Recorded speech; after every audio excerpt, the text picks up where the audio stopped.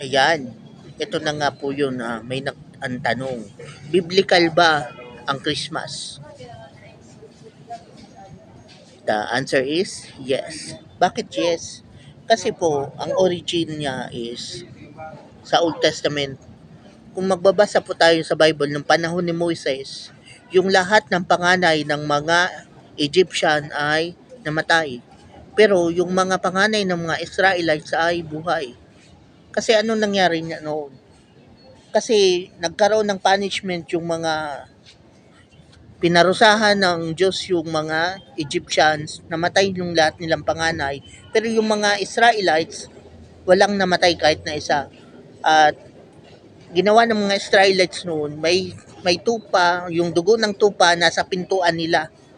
So doon po yung origin ng pista ng Pasko sa Old Testament yun.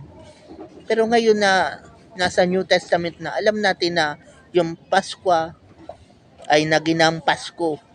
So yun na po ang naging origin ng Pasko. At alam natin na yung dugo ni Kristo na nabuhos doon sa Kalbaryo ay mas makapangyarihan kaysa dugo ng kahit na anong tupa o nung kambing o ano pa man na inialay noon. Sapagkat ikaw ay linilis na ng dugo na yaon, kaya may karapatan tayong mag-celebrate ng Christmas.